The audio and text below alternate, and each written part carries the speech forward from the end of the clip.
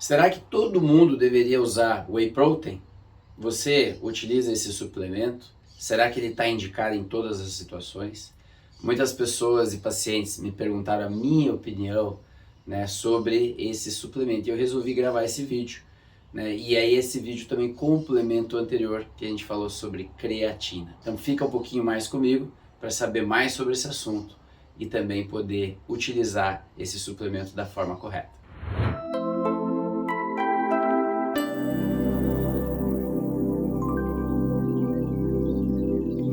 Antes de falar de whey protein, pessoal, a gente tem que entender, é claro, que a construção de musculatura, né, que muitas vezes está associada ao consumo de creatina, de whey protein e de outras coisas, muitas vezes as pessoas confundem whey protein, creatina com bombas, né, com esteroides anabolizantes, são coisas completamente diferentes. A gente está falando aqui de um suplemento, né, que a gente vai mostrar um pouco o que é, qual é a composição desse suplemento.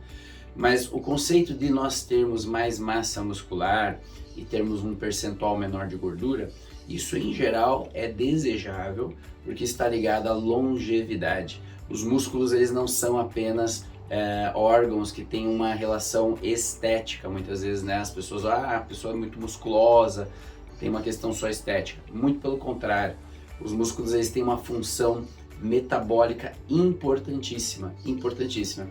Além do que, a gente tem que levar em consideração que a geração, talvez, dos nossos pais e avós não dava tanta atenção à atividade física. E hoje a gente tem uma conscientização muito maior da importância da atividade física para a prevenção de doenças, para ter qualidade de vida, para evitar uma série de desfechos desfavoráveis.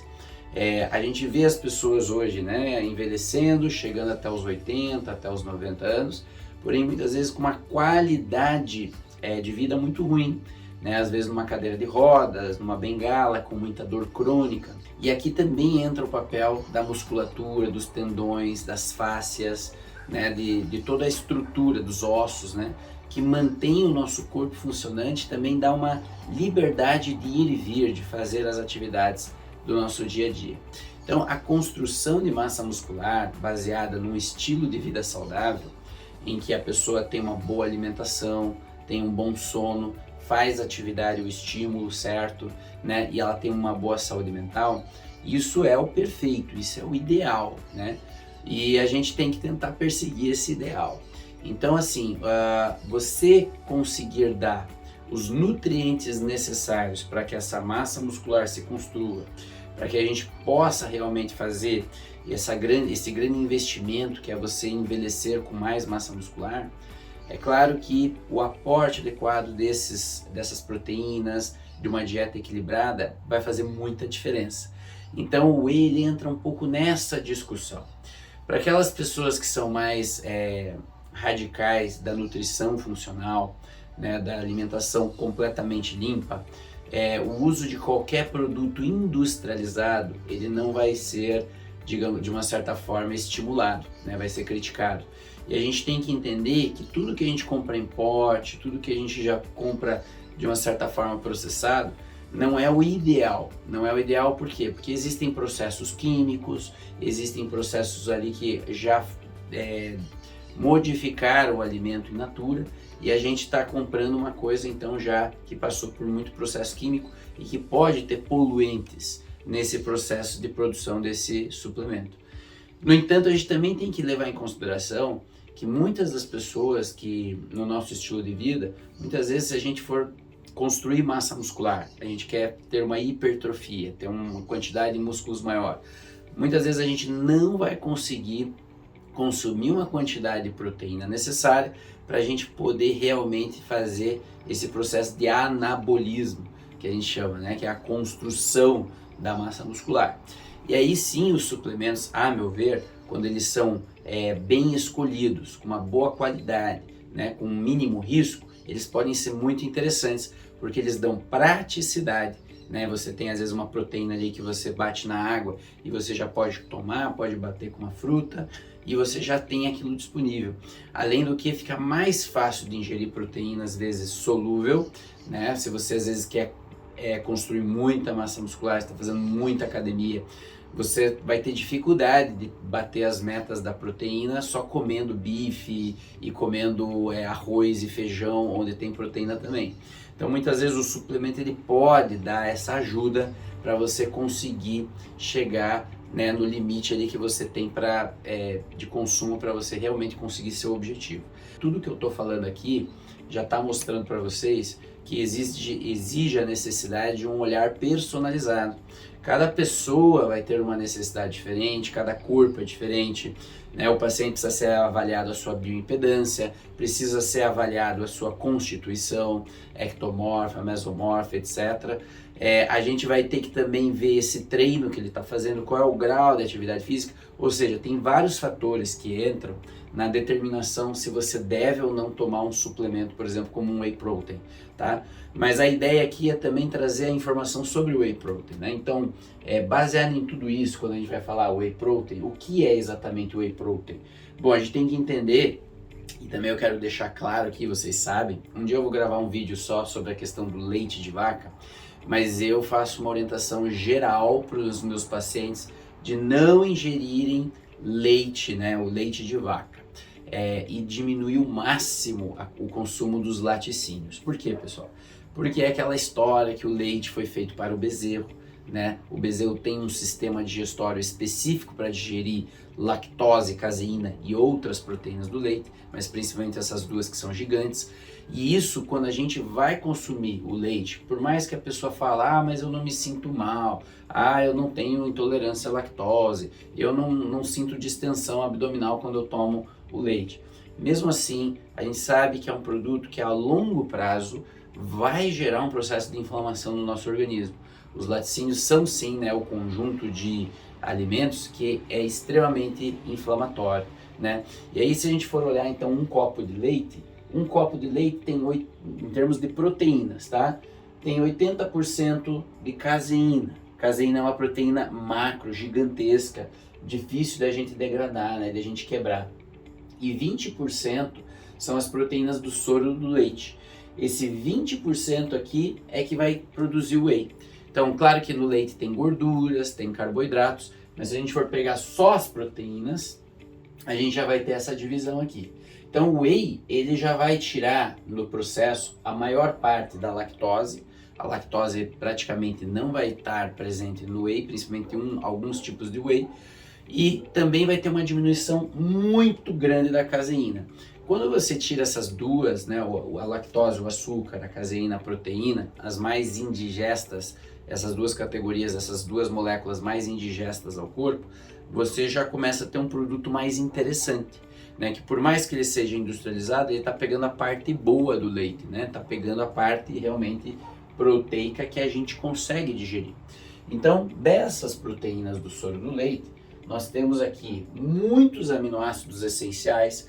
A gente sabe que as proteínas, os músculos são formados por muitas proteínas e as proteínas são formadas por muitos aminoácidos, e esses aminoácidos são como se fossem o constituinte essencial, né, de qualquer proteína do nosso corpo.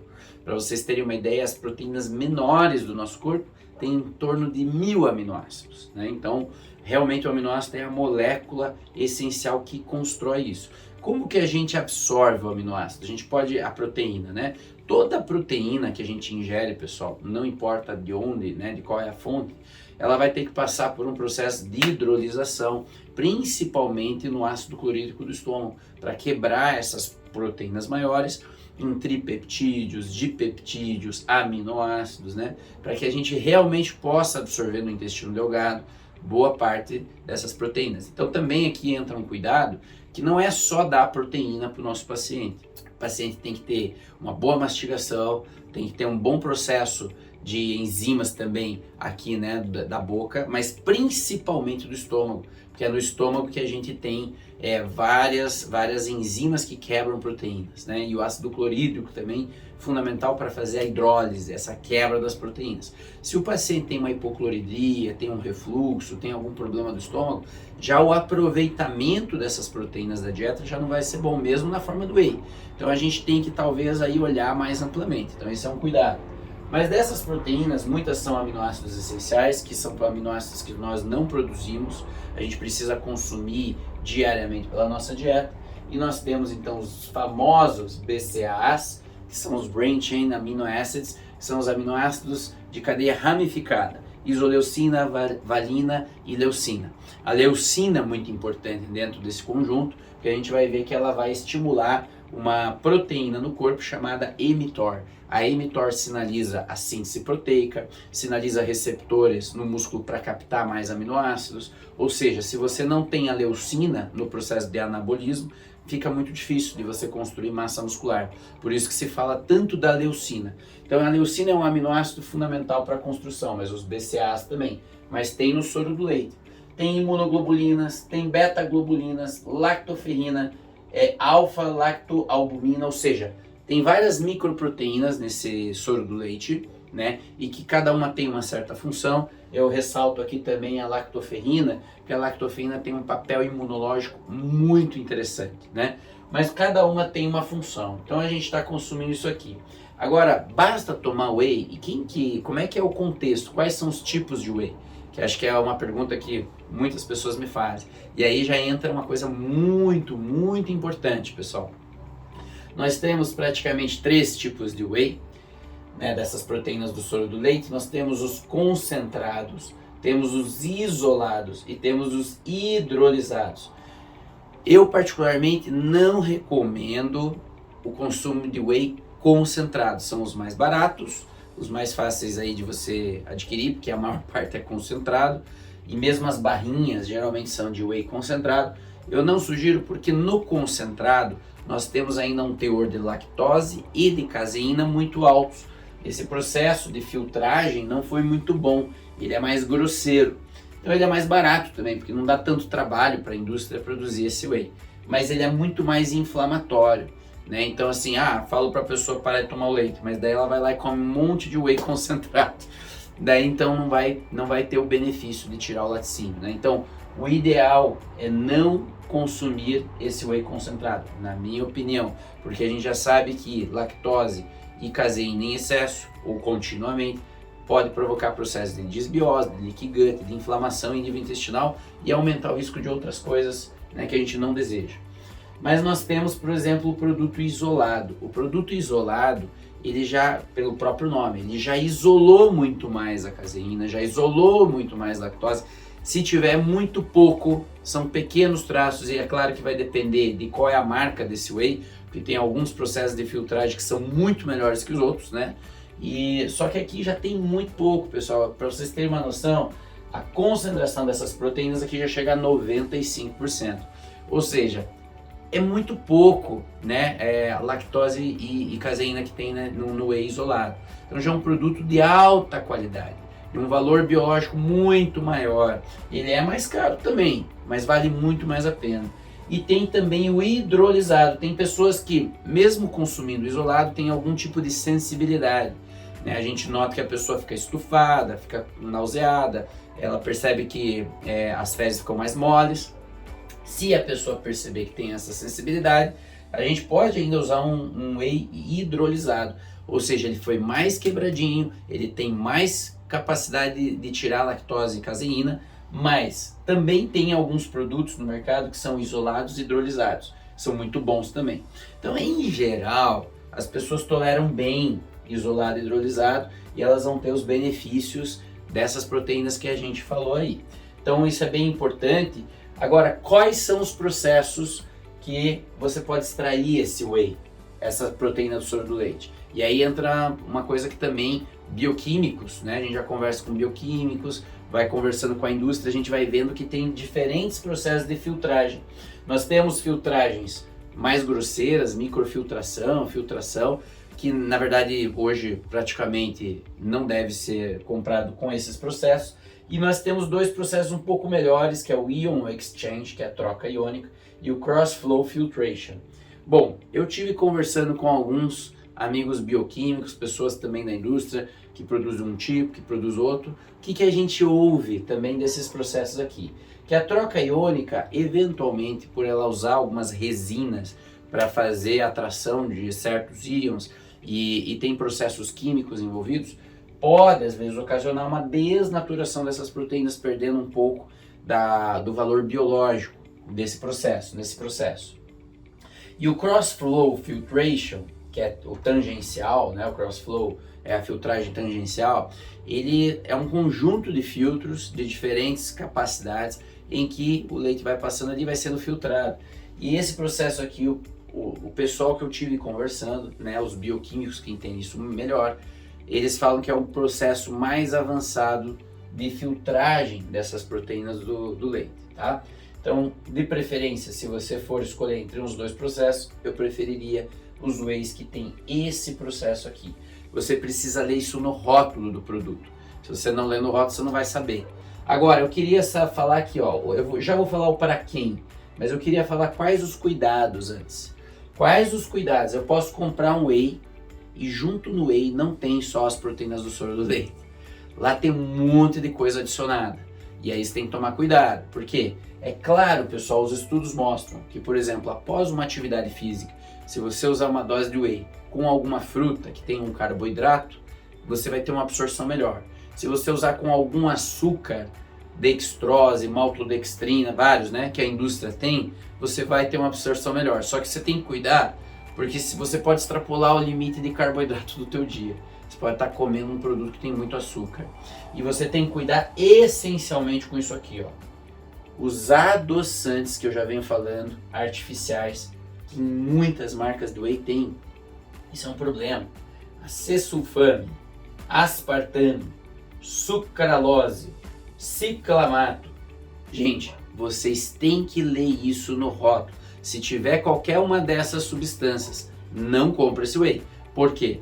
Porque os adoçantes já tem milhares de estudos mostrando que fazem processo de disbiose, desequilíbrio da microflora, processos de inflamação em nível intestinal, e isso pode aumentar sua obesidade, sua compulsão alimentar, e na verdade são ativos totalmente artificiais que fazem mal para a saúde.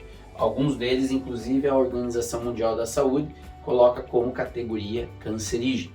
Então, cuidado com isso, né? Mas se você tiver um adoçante, por exemplo, um xilitol, uma estévia, né, já é mais tranquilo. Por quê? Porque são adoçantes que são mais naturais, né? Ditos adoçantes naturais. Eu não vejo problema. Claro que não é um produto in natura, como a gente já falou no início do vídeo, mas já vejo que é bem mais tranquilo você usar um produto com estévia, com xilitol, tem alguns outros adoçantes naturais.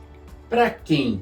Quem que pode estar utilizando? Só lembrando que o consumo de proteína varia de 0,8 gramas a 2 gramas por quilo por dia, tá? Vai depender da pessoa, do biotipo e do que ela quer. Se ela quer construir massa muscular, se não quer, depende da bioimpedância, tá? Então isso aqui, pessoal, é regra geral, mas você precisa contextualizar, né? Lá na clínica, eu com a avaliação da nutrifuncional, a gente coloca esse planejamento dependendo do que o paciente precisa.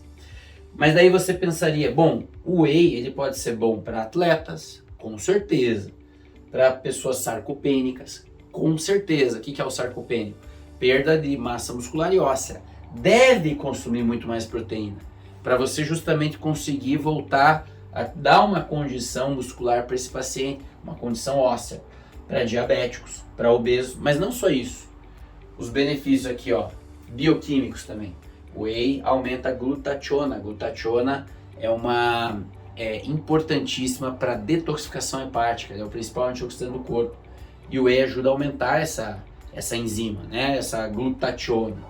Para defesa imunológica, para auxiliar nas dietas, porque o paciente que muitas vezes é compulsivo, usando uma pequena dose de um whey com uma fruta, ele diminui muito aquela compulsividade pelo açúcar mega refinado, né? O açúcar ali do doce, do chocolate, do leite condensado. Pode ser auxiliar nas dietas. Ele ajuda no controle da hipertensão por agir no mecanismo da angiotensina, tá?